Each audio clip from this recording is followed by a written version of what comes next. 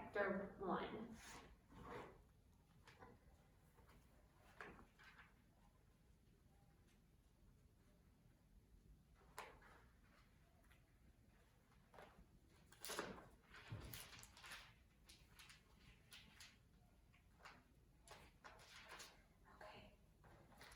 Avery, do you want to come and find it? Yeah? Okay. Instead of it being a big one, it's going to be a big letter. Can you tell me what letter it is? What letter is that? N. That's right. Thank you. And does it look like this is Ruth? No. No?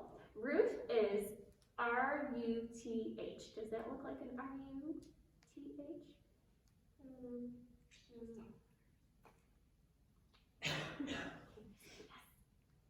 Yes, okay, good job. All right, so we are in Ruth chapter 1. So before we get started, Avery, what does it mean if our story is found in the Bible? It's true. It's true, it's a real story. So let's go ahead and pray and ask God to help us what He would like us to learn today. But do you have any prayer requests? No? Okay. All right. Dear Jesus, thank you for this day and thank you for the time that we have to learn your word. I pray and I ask that you will help us to stay focused and learn what it is that you would like for us to learn. And I pray and I ask that you will be with the boys and girls throughout the rest of this week and just to have a good week. As some of them are starting school for the first time this year, and others might have been in school already, and we just ask that you will help them to stay safe and be able to learn the things that they are being taught at school too. In your son's name I pray, amen. All right, so, do you want to help me put things on?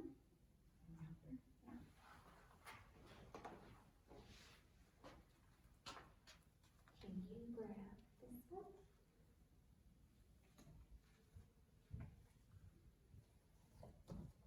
And I need this one.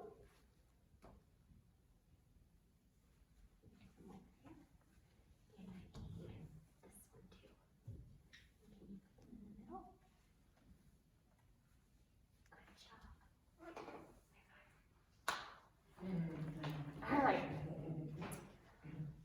Amalek, his wife Naomi, and their 2 sons were Israelites, and they worshipped the one true God.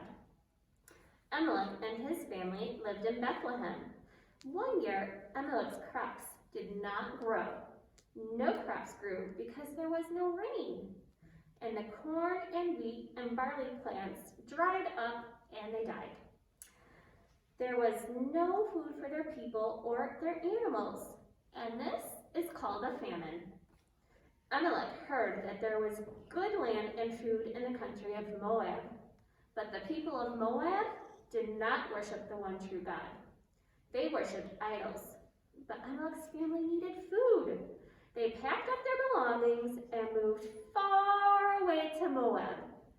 All right, boys and girls, I want you to get up at home, if this is where you're watching your video, and walk around in a circle in the room that you're in. Avery, do you want to go on a little trip? Mm-hmm. Yeah? All right, let's go. Come with me. We're going to a different country. We're moving so we can get some food. Mm-hmm.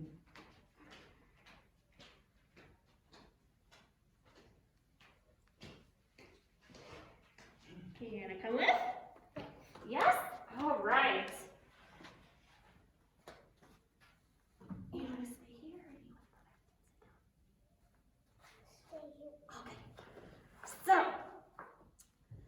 Naomi and Amalek were happy in Moab. Their boys grew up into tall, handsome young men, and they had everything they needed. Then something happened.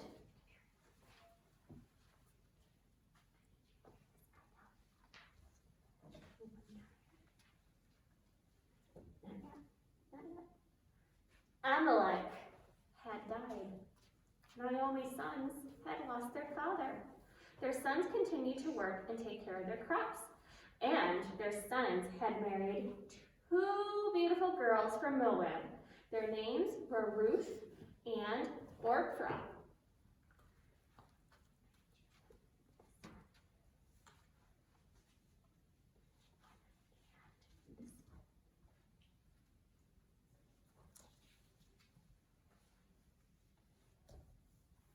Okay, so years went by, and then something else had happened.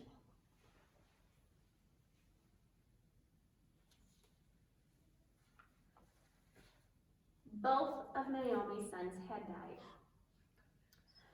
Now Naomi was old and all alone.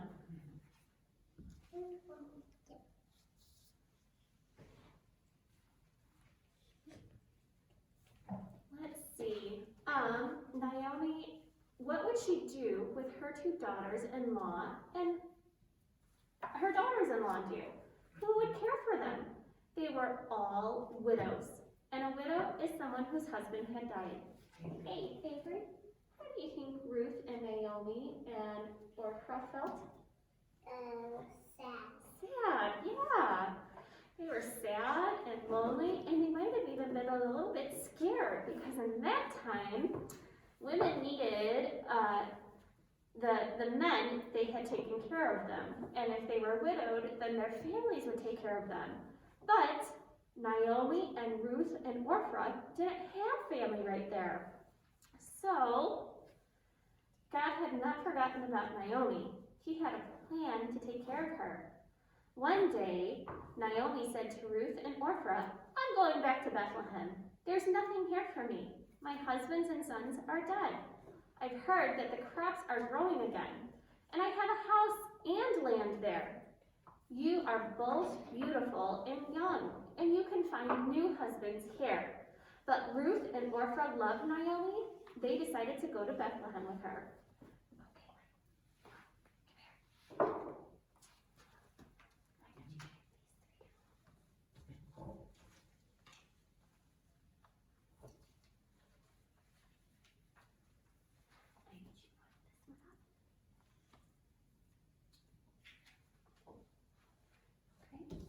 And then I actually need this one. And give her one of these bags. Just one. Okay. And I need this one. And can you give her this bag? Good job. Okay, so Naomi, Ruth, and Orpah were walking back to Bethlehem. After a while walking, Naomi stopped and said, I don't want you to go with me. Please go back to your families. In Ruth chapter 1, verse 14, yeah,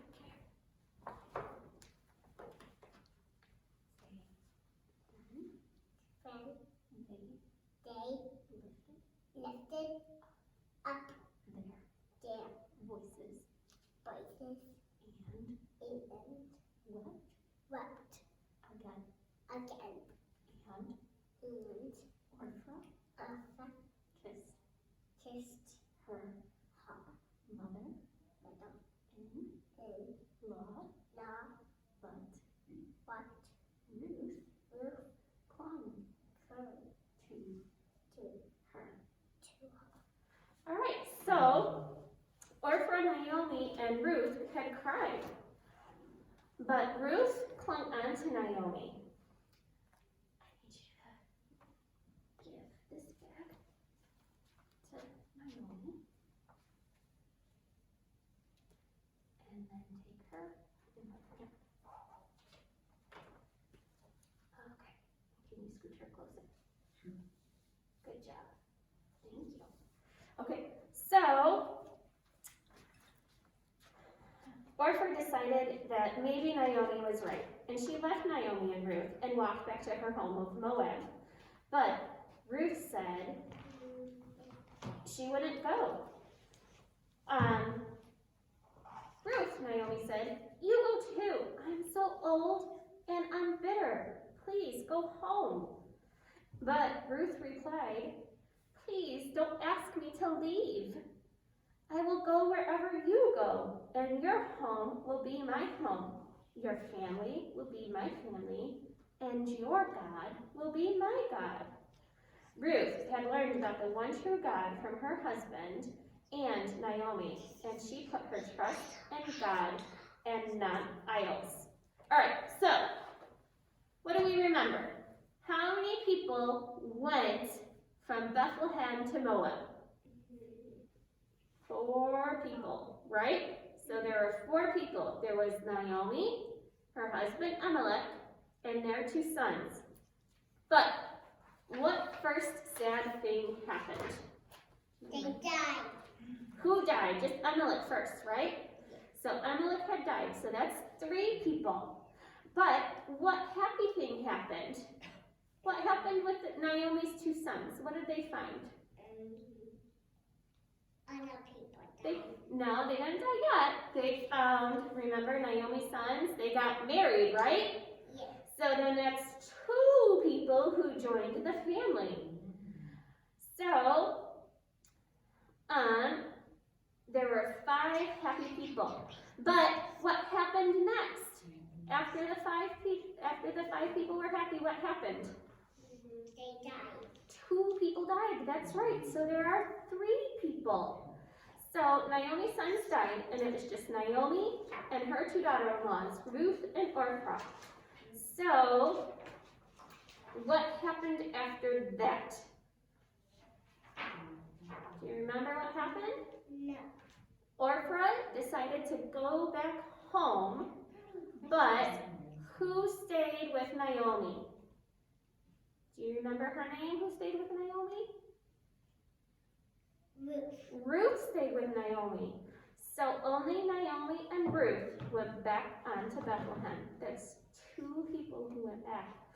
Naomi saw how much Ruth loved her and wanted to stay with her. And Naomi was glad that Ruth chose to stay with her. And now she would not be lonely. Naomi and Ruth walked back onto Bethlehem, and the men were gathering the grain in the fields. There was a good harvest, and God was pleased that Ruth had shown her love to Naomi by staying with her. And next week, we'll continue on more with our story with Ruth and Naomi. But for now, let's find out what's happening with our friends. Do you want to tell Mommy their names? Who are our friends up here? Michael and Emily. Michael and Emily, that's right. So, Emily and Michael came home from school and suddenly stopped and stared. A baby was in their living room. She was happily chewing on a teething ring. Then Mommy came in. I see you have met Olivia. Emily laughed and ran to play with the baby. Is it ours? Asked Michael. He was a bit concerned. Mommy laughed. No, silly. It's not our baby. This is Olivia Roberts. Good, Michael said. When does she leave? Her big brother is having surgery today, Mommy informed them. Mr. and Mrs. Roberts need to be at the hospital with their son. They needed someone to care for Olivia, so she will be here a day or 2 depending on how her big brother recovers. Oh, wow! 2 whole days? Emily was delighted. Mommy said, I will need help taking care of Olivia. Emily said she would love to help, but Emily had no idea how to care for a baby. After dinner, baby Olivia became quite fussy. She didn't want to play peekaboo or sing songs, and she didn't want a bottle. Emily was upset. This was supposed to be fun, but Olivia was not fun right now. Maybe she's cutting a tooth, Mommy said. She felt a little tooth. I'll walk and bounce her. Soon, baby Olivia was quiet. Mommy put her to bed in Emily's room. Thank you for helping in the kitchen, Emily, Mommy said. Now tiptoe into your room and don't turn on the light and put on your pajamas for bed.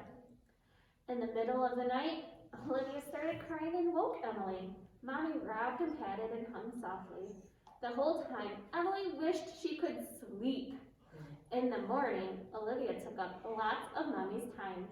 Michael and Emily had to get their own breakfast and pick out their own clothes. Mommy barely got their lunches made before Michael and Emily rushed to catch the school bus. All day long, Emily felt like she was going to fall asleep at her desk. She was tired from being awake in the night. When Michael and Emily came home from school, Olivia was still there. Michael and Emily just looked at each other. Mommy sighed. I need a shower. Emily, you watch Olivia. Michael, I haven't had time to wash your soccer uniform. What? Michael exclaimed. But Mom, I have practice tonight. I can't wear a dirty uniform. I'm sorry, Michael. Olivia's teeth are hurting, and I have rocked her all day. Mommy was tired. What time is practice? 5 o'clock, Michael answered. Let's put the uniform in the machine while I'm in the shower. Maybe we can get it done in time. Get yourself a snack. Mommy went upstairs. I hope this baby goes home soon, Michael said to Emily. I thought this would be fun. Olivia is grumpy, Emily said. Her crying woke me up last night, Michael added. Well, I had to have her in my room, Emily complained. Soon, Mommy got Olivia's bag ready with diapers and a bottle. Emily packed Olivia's toys and books, and Michael changed into his clean uniform, and they raced out the door. Mommy put Olivia in her car seat, and Michael and Emily sat on either side of her, and they couldn't even see each other. They made it to the park just in time. Get up, Michael, take your equipment, said Mommy. Aren't you going to watch me? Michael asked. Not today. I need to get Olivia home. Daddy will pick you up when you are done, Mommy said as she drove off. Dinner was pizza because Mom was busy. Michael and Emily loved pizza. After dinner, the phone rang, and Daddy answered. It was Mrs. Roberts. She said they would be at the hospital one more night. Michael and Emily groaned. What's wrong, Emily? I thought you would be happy to have Olivia stay another night, Mommy said. She's crabby and cries and stays up at night, Emily cried. And we are having to do all the work, Michael added. Daddy had a stern look on his face. I hear some selfish kids. We are babysitting to show love to the Roberts family. Their boy is very sick and needed an operation. We cannot make their boy better, but we can watch Olivia. So Mr. and Mrs. Roberts don't have to worry about her. That is what love looks like, Mommy chimed in. Love is not just sweetness and fun and hugs. Love is wanting the best for others and being willing to serve and help, even when you receive nothing in return. Michael and Emily knew they had been selfish. They were thinking of themselves instead of the Roberts family. I just wanted to play with Olivia, Emily admitted, but I understand. It's sort of like Ruth and Naomi. Ruth could have left Naomi and gone back to her family, but instead she loved Naomi so much that she moved to a new place so she could care for Naomi. Ruth didn't do it for herself. Will you help me get her ready for bed? Mommy asked. I'll clean up the dishes tonight, Michael volunteered. Now that's love, Daddy smiled. I'll help you. All right, do you remember who was visiting at Michael and Emily's house? The baby Olivia. And do you remember why she was staying with them? Because the Baba had surgery. Yeah, her brother had surgery, that's right. And how did Emily and Michael feel about the baby? Were they happy she was there? Sad. They were sad, that's right. They didn't like having her at the house. She cried a lot and she took a lot of Mommy's time, right? But what did Michael and Emily learn about love? Do you remember? Yeah. Yeah? Do you remember what about love? Is it always happy hugs and feelings? Or is it sometimes hard in wanting what's best for others? Helping others. Helping others, right, and wanting what's best for them. That's right. So, we have a memory verse for today. Do you want to help me say it? Okay. Can you see right up here? Yeah, I can. Oh! Proverbs Proverbs 17, 17, 17. 17. A friend A friend loves loves at all times. at all times. Proverbs 17:17. Proverbs 17:17. Good job, Peppa. Let's say that one more time for our friends at home. Proverbs 17:17.